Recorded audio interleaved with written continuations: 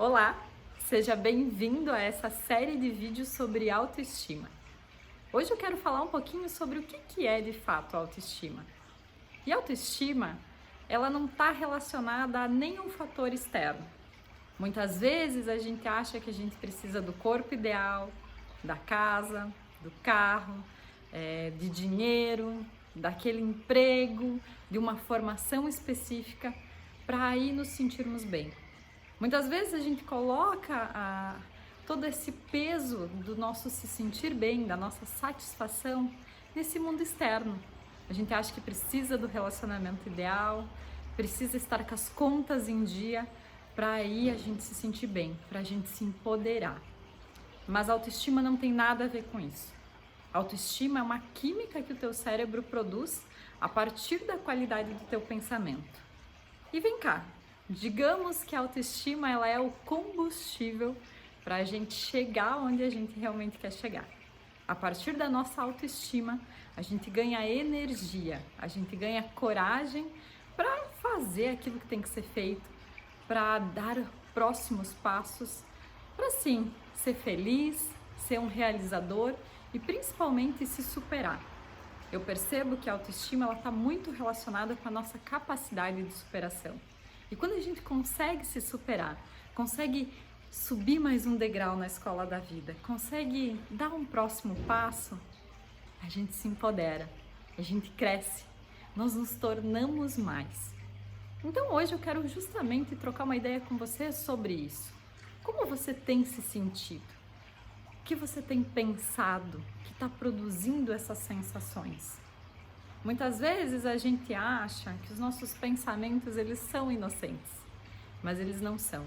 Eles estão produzindo químicas de bem-estar ou de mal-estar o tempo inteiro.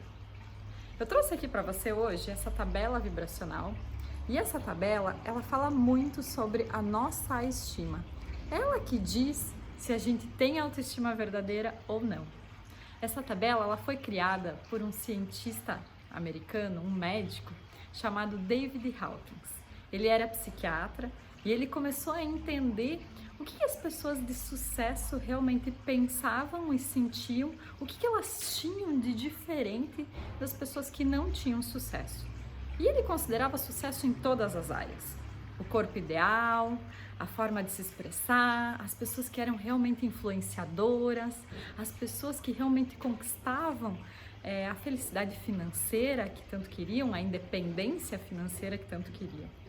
E a partir daí, ele desenvolveu uma máquina e essa máquina conseguia medir o nosso campo eletromagnético, o nosso nível de influência para as coisas. E assim, ele entendeu que uma pessoa tímida, por exemplo, com vergonha, como é aqui embaixo na tabela, no último degrau aí, ela não influencia. Quando eu falo não influencia, é aquela pessoa que vai numa festa e ninguém conversa com ela, porque ela também não conversa com as outras pessoas, ela fica retraída, ela fica tímida, ela passa na festa quase imperceptível. Essa pessoa, o Dr. Hawkins dizia que ela tem a energia, o campo eletromagnético igual de uma alface. E quando a gente fala em alface, a gente vai para o restaurante, tem buffets maravilhosos, né? E a gente pega a alface porque ela é saudável, não porque ela é saborosa e, nossa, vou sentar aqui e vou comer uma pratada de alface. Mas é muito mais porque a gente sabe o quanto ela faz bem, a gente sabe das informações nutricionais que ela traz para o nosso organismo e o quanto é importante comer. Então ele fazia essa comparação. E aí, as pessoas que realmente têm essa qualidade do pensamento mais retraída, de não sou bom o bastante, de não tenho as condições suficientes, elas permanecem aqui embaixo na tabela, no último degrau. O próximo degrau, um pouquinho acima, é aquele degrau da culpa. As pessoas que se culpam muito, que produzem aquela qualidade do pensamento do eu não devia ter feito isso, desse jeito não é o certo, nossa, eu não devia... Ficam se culpando muito pelo passado, pelo que já fizeram, pelo que já foram. Essas pessoas também têm 30 de luz, o campo eletromagnético delas não se expande. E aí, subindo um pouquinho mais na tabela, tem a apatia, que é o desânimo total. Quando eu tô apático, eu tô até desesperado, eu tô, ai, sabe, assim, ó, não quero ir pra frente. Essas pessoas, geralmente, elas empacam na metade. Elas têm um desejo, elas querem conquistar certas coisas, mas como elas estão nesse desânimo, nessa apatia, muitas vezes elas preferem nem começar, porque se elas começarem, elas vão ter que se esforçar muito, fazer muito esforço, então elas preferem parar na metade do caminho. Ou, aliás, às vezes nem começar. Logo em seguida, tem a tristeza. É normal a gente se machucar às vezes, né? As pessoas não reagirem do jeito que a gente gostaria. E isso às vezes faz a gente entrar num recolhimento, sabe quando a gente resolve ficar intocado dentro de um quarto e não quer ver gente, não quer... A gente entra no nosso casulo, entra na nossa casca pra gente se proteger. E quem realmente entra na tristeza tá lá nos 75 de luz. Ainda assim é uma qualidade muito baixa. Você não influencia os outros positivamente. Se você tem uma dívida para pagar, você não se move, você não vê possibilidades, você fica aí com a cabeça na dívida. Se você quer empreender, você simplesmente não vê saída. Você, pois é, eu tenho que empreender, mas eu vou ter que me esforçar, vou ter que me superar, vou ter que tirar a bunda da cadeira, então não vou ir. E tudo isso é um processo muito interno, percebe que não é nada lá fora, é tudo dentro de ti. Logo em seguida vem o medo, e esse eu quero falar muito sobre ele. O medo, ele é um processo de fuga.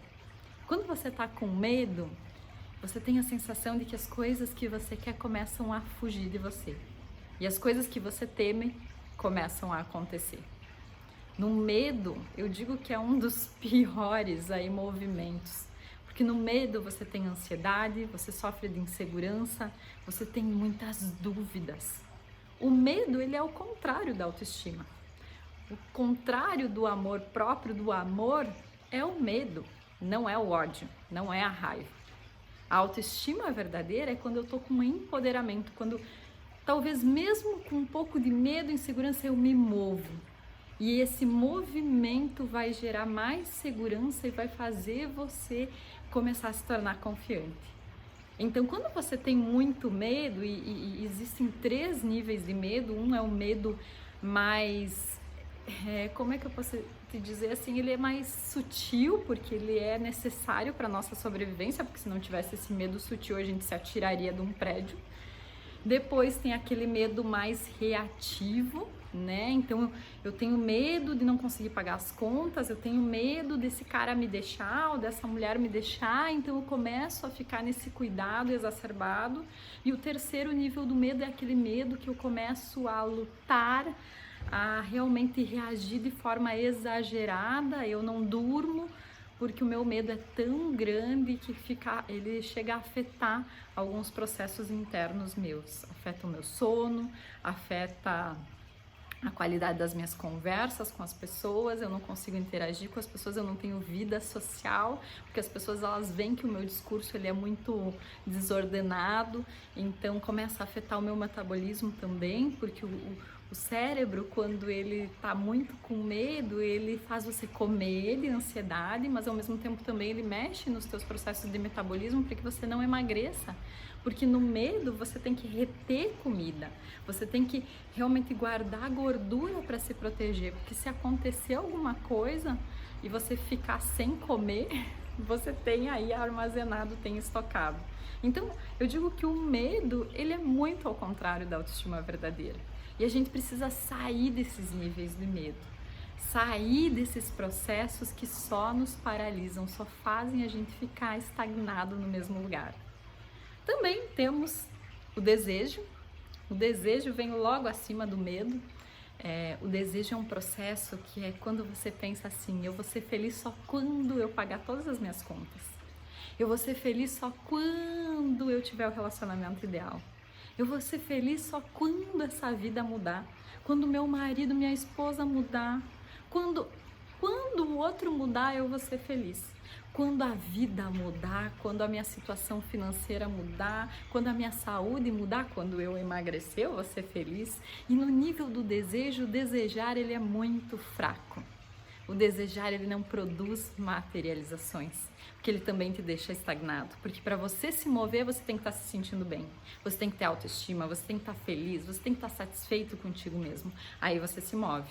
No desejo, você não se move. No desejo, você fica paralisado. E aí não compensa nada você só desejar, porque o desejar é fraco. E logo acima, nós temos a raiva, que é um processo total de agressão com você mesmo.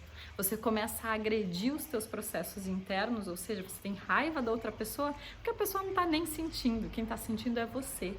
E aí você começa a ter dores de cabeça, o teu corpo começa a responder essa raiva de alguma forma. Logo em seguida, e ainda um nível de influência quase começando, é o nível do orgulho. E aí o orgulho vem algo que as pessoas às vezes confundem um pouquinho com autoestima. Porque no orgulho eu sou aquela pessoa orgulhosa, eu preciso mostrar para todo mundo o que eu tenho, quem eu sou, as minhas capacidades. Eu tenho que mostrar para as pessoas a minha formação, que eu sou mais, que eu sou empoderado. E é aí que as pessoas confundem. As pessoas às vezes acham que isso é autoestima. Só que a autoestima verdadeira é quando eu não preciso mostrar para ninguém, nem provar para ninguém quem eu sou. É eu me aceitando e me amando 100%. E na verdade todo esse processo, todas essas emoções muito negativas, que vão desde a vergonha até o orgulho, elas são emoções que nos fazem a gente fazer muito esforço para chegar onde a gente quer chegar. Muitas vezes você quer conquistar a tua independência financeira, você quer emagrecer, você quer um relacionamento, você quer empreender. Só que sentindo essas emoções, parece que você faz, anda e anda em círculos.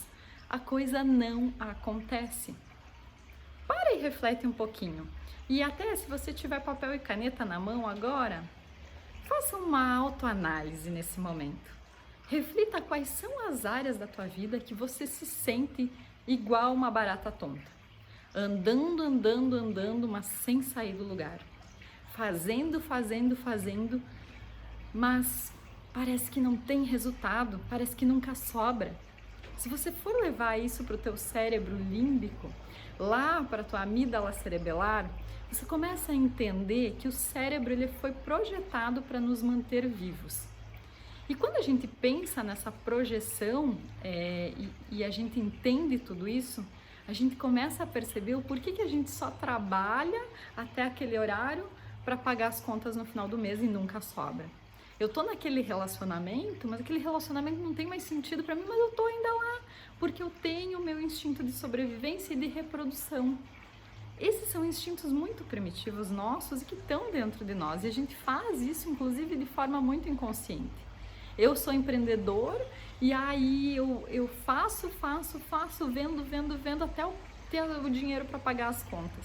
Mas para sobrar, para mim reinvestir, para a coisa reacontecer, eu me perco aí, eu entro na minha zona de conforto, eu dou uma paralisada, ou eu sinto um cansaço, eu sinto falta de energia. Então, tudo está muito associado a esses nossos processos internos e a gente precisa se conhecer quais são esses pensamentos que estão nos limitando, que estão nos mantendo nesse instinto de sobrevivência. Quais são esses pensamentos automatizados que estão aí nos estagnando, nos fazendo ter esse esforço para conquistar as coisas que a gente quer. Então, para por um momento e faça uma autoanálise.